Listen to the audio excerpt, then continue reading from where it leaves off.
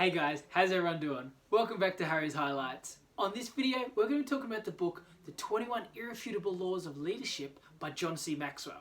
Now this is a comprehensive list, a compilation of all the individual laws that are required for effective leadership. It's irrefutable. These are laws that have been studied and proven that to be an effective leader, you need not just one, not just two, but all of these laws. And you need to be able to perform all of them to be a truly effective leader. So because of that, because they're irrefutable, non-negotiable, absolutely necessary to be an effective leader, we decided to do a video on each and every law individually. So today's video is about the law of buy-in.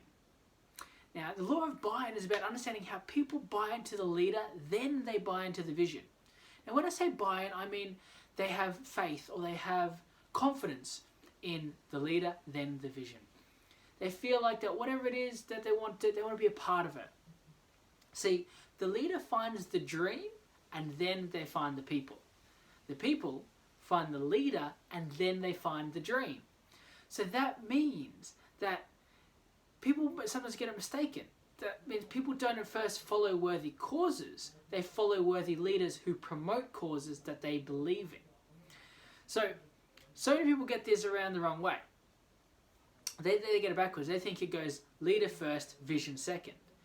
When really it's the dream or vision first, leader second. So that means that you've got to understand that like people have to trust in the leader. The person's going to lead them. They have to be open to them first. And then they allow, like emotionally, they have to be invested in them. They have to trust them. They have to have faith, have hope in this person. Then they can look into what is it this person's about. What is this vision? What is this project? What do they want to achieve?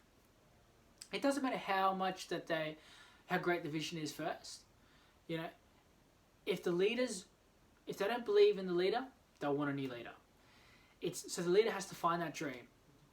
Then they find the people. The people then find the leader and then they find the dream. That's why you can't have you can't just put anybody in leadership. You can't just have, if you're running a company, for example, you're running a country, the people have to vote into that person. They have to believe in that person.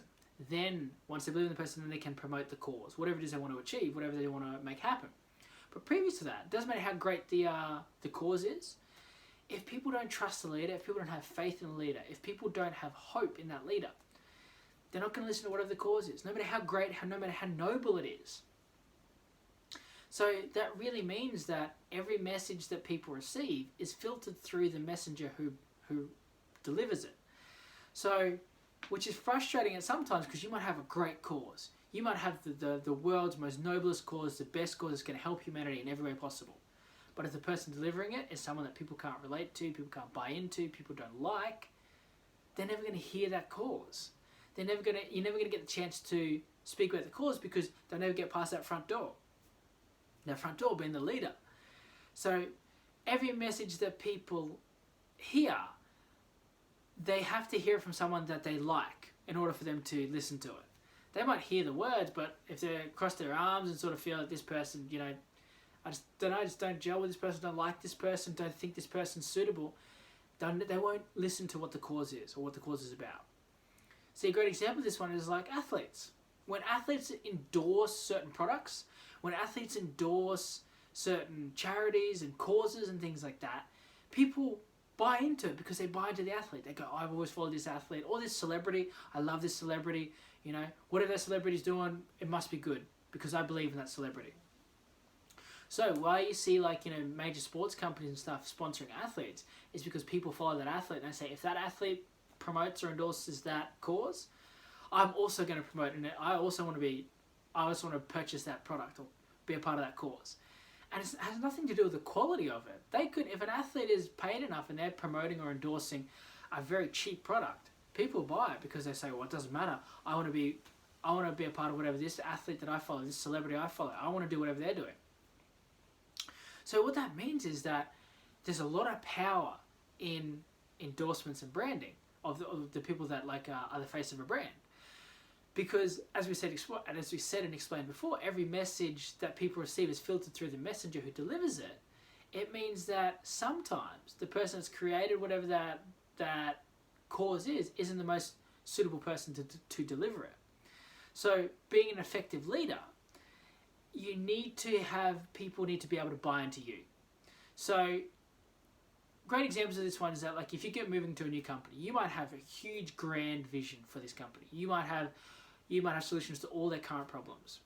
But if people don't believe in you, if the people that are following you don't see you as credible, don't see you as worthwhile, don't have hope in you, don't have faith in you, they're not going to be able to hear what your vision is, what your cause is, what you want to do, because they just won't see past you.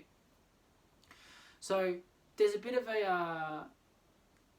an example of this one here. If people like the leader but don't like the cause, they'll find a new cause. If people don't like the leader but like the cause, they'll find a new leader.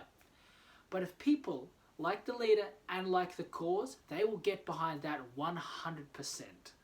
They will fight tooth and nail for that one, because they truly believe that, one, they believe in this leader. They buy into that leader and they say, this leader is definitely doing everything right. So whatever cause it is automatically right as well. Another example of this one is that during there's a few examples of people like, they don't have any credibility yet. They're trying to start a company, whatever it may be. Don't have any credibility yet. So they're really finding it hard to find investors. And they could spend months and months and months trying to find an investor.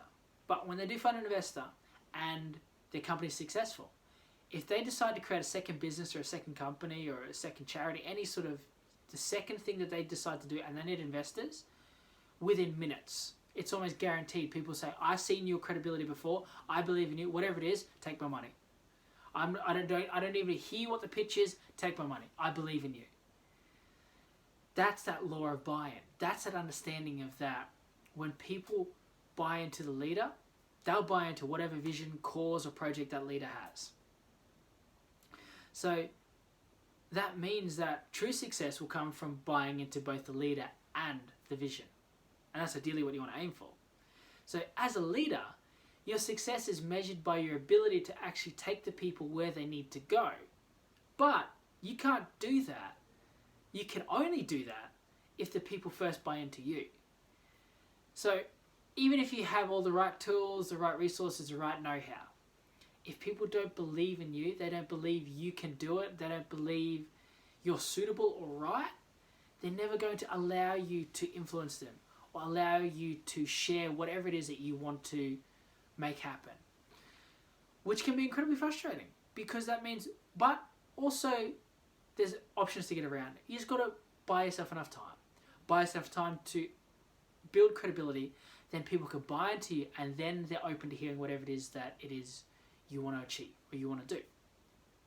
Problem is that before that, you're then having to work on the law of connection and developing a lot of relationships with people, the law of process, developing your own leadership skills and potential, and the law of the lead.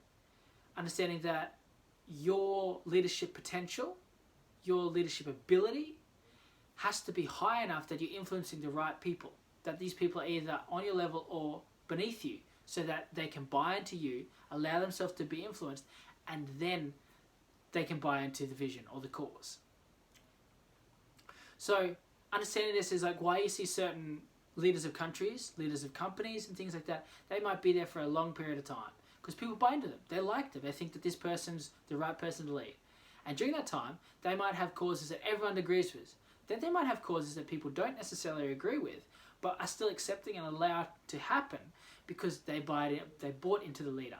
They believe in the leader and said, like, I don't agree with your philosophy, I don't agree with what you want to do here, but I like you. So I'm going to let it go. I'm going to let you try it out. Which is interesting, how that dynamic, how a lot of people don't realize that, and they think, but because my cause is so great, that should compensate for anything that you don't see in my leadership skills. When it's the complete opposite. People need to buy into the leader first before they can then buy into the vision. That is the law of buy-in. When you can understand that, you can understand one of the irrefutable laws of leadership, and you can then become truly effective as a leader. Now we make a lot more of these videos for this training series to help you with your personal development goals. That's all for now though. So until next time, leave a comment below on what you like the most, and look forward to sharing more with you in the next episode of Harry's Highlights.